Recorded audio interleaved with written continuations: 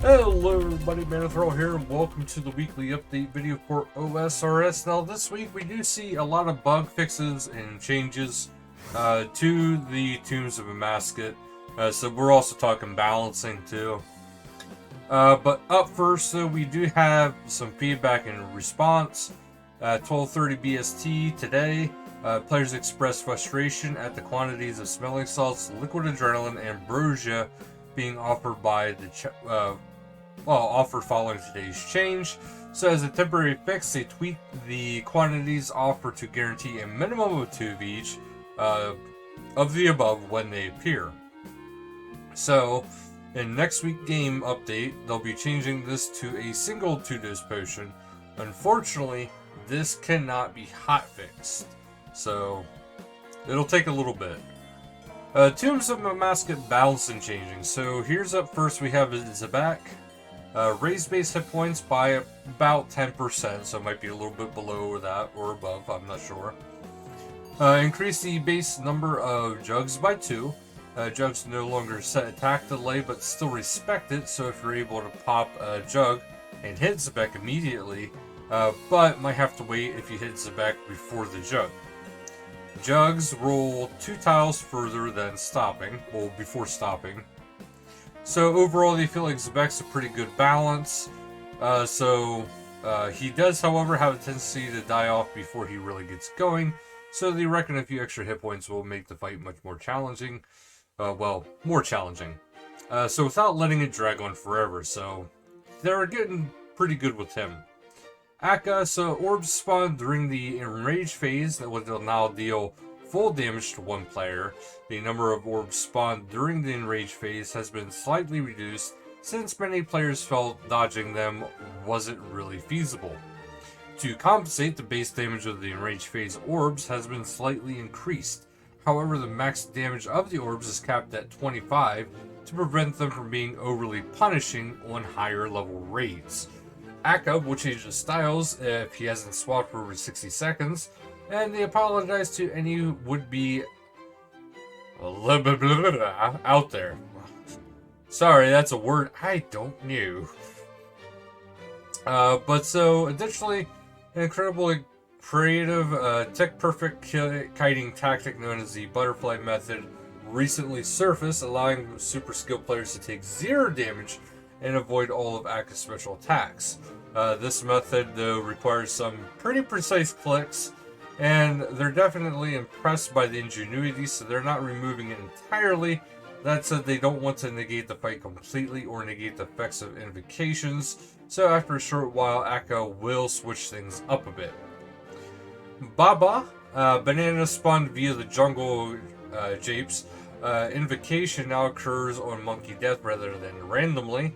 And also, the invocation now deal significantly reduced damage. The damage done by opening sarcophagi is no longer dealt in a 3x3 area. And they're saying that Baba's looking pretty good right now at the moment. They've had some feedback regarding the bananas and the sarcophagus damage, and they hope that these changes will make the fight a bit less frustrating. Then we have the Wardens, which adjusted the damage formula from Phase 2 to benefit from less accuracy and having a lower max ceiling. Reduce core exposure time by 7 cycles. Increase the Warden's hit points during the Phase 2 for high-scale groups. Slightly reduce the amount of damage dealt to the Warden when successfully clearing Phase 3 skull mechanic. And slightly increase the base hit points of the Warden during Phase 3. Reduce the base allowed duration for solving the skull mechanic during Phase 3. Slightly reduce the magic attack bonus of the Warden Phase 3. So they say they feel a little bit based, but they think that we'll agree that visually and conceptually the Wardens are a fantastic fight. But that said, the balance is a little bit off. As a final boss raid, the Wardens should be challenging and resource intensive. But during Phase 2, arguably the toughest part, players spend more time attacking the core than fighting the boss. So these changes should ensure that the battle feels a little bit more back and forth for big groups and players with high-end gear. without significantly affecting smaller groups with flashy gear, or with less flashy gear. Phase 3 Skull Mechanic deals enough damage that surviving the warden is almost instantly pushed into the next Skull Mechanic. Players spend more time interacting with this mechanic than anything in the rest of the fight, so they went ahead and tweaked the pacing to keep people on their toes. So, similarly, most of the groups have never even seen the fail condition for the Skull Mechanic, so they've tightened up the timing to make sure you get the full warden experience, so good luck everybody. Then we got the Path of Amascut. Reduce the number of the monkeys that spawn in each wave, adjusted the timing of the waves so they overlap more smoothly. By default, players will now receive 100 potions from the creator rather than 20. Completing the room will now delete the regular hammer from your inventory.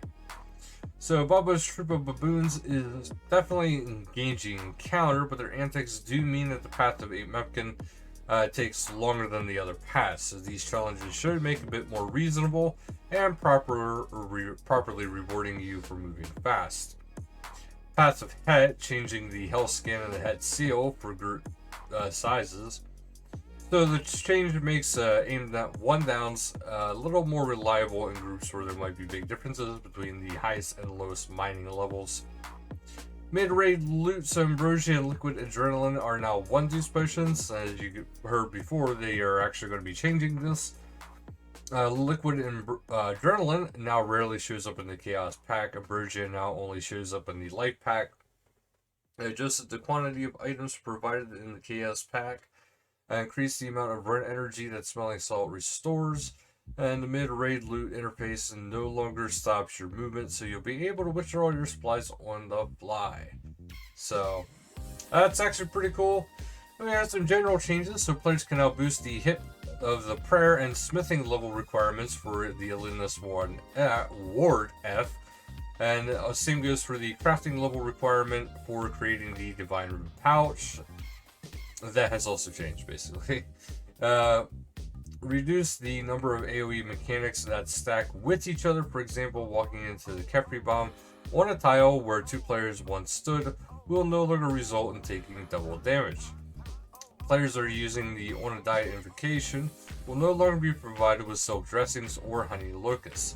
Monster Examine has been re-enabled with the Tombs of Amascut. So that's all pretty cool stuff right there.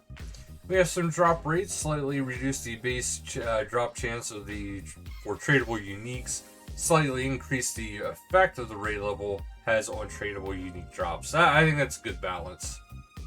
Because, I mean, obviously the harder you go, the better and better chances should be. Tombs of Amascut bug fixes. So we got quite a few of those actually, which is rather shocking to me. Max hits of the Warden Cores are now only generated with melee weapons. Thralls and pets will no longer on the top of the skills during the final phase of the Warden's encounter, nor on the Jugs of Vex encounter, nor on the eggs in the Kefri encounter.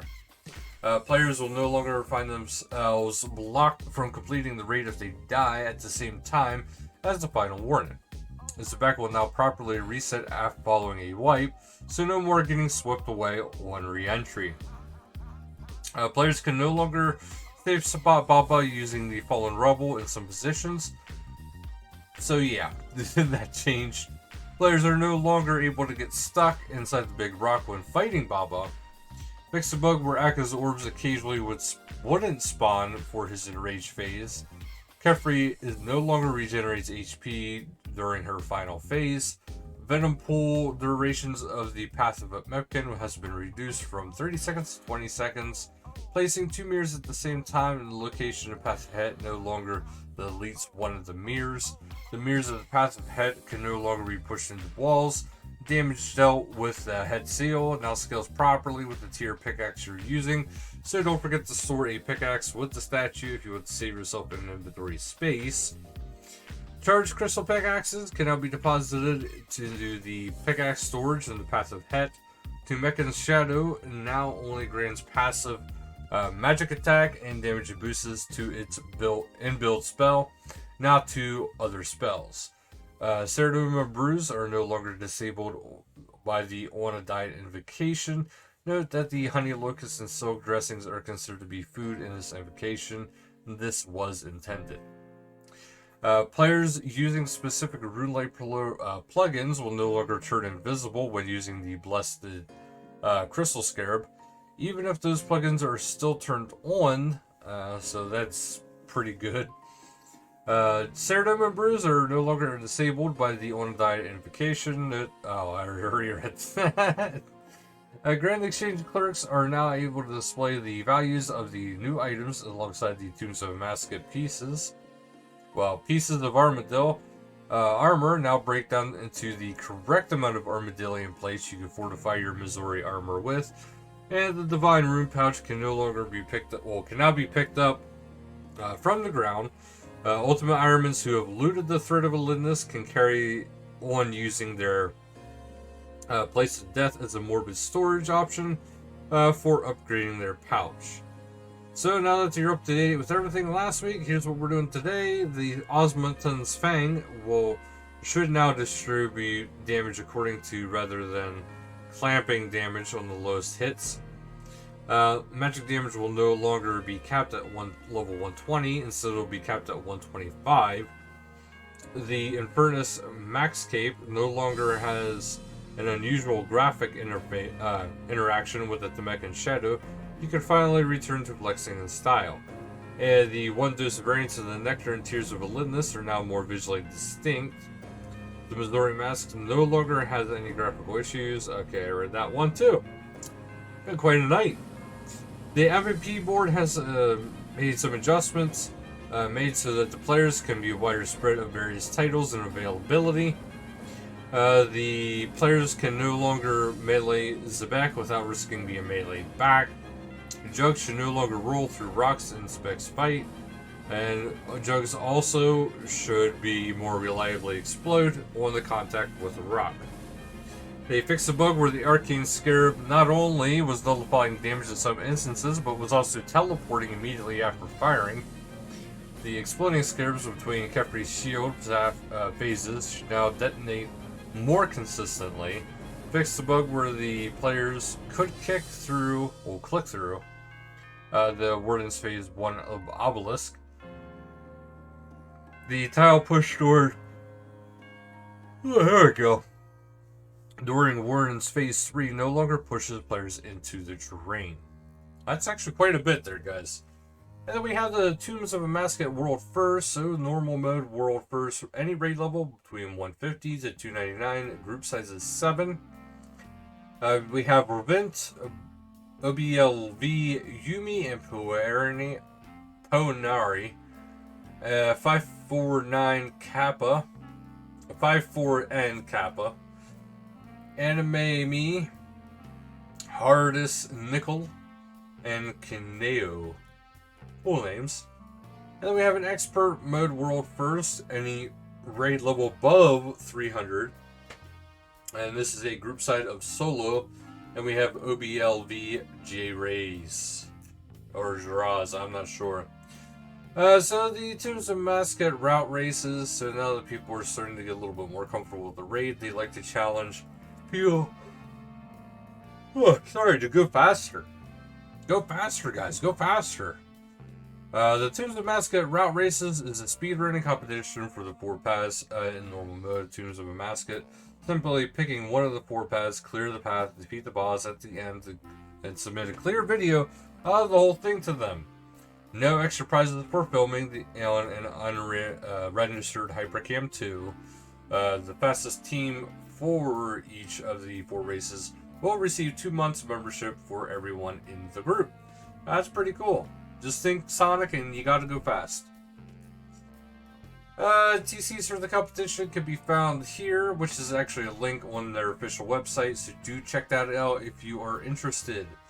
Other changes is, don't worry, they haven't forgot about the rest of the game, so here's what we got for just this week. Keep that in mind. Fix a bug that allowed players to access total level worlds without meeting the required total level. Fix the bug that prevented rune thrown axes, special attacks working on the doors supporting the Waterbirth Island.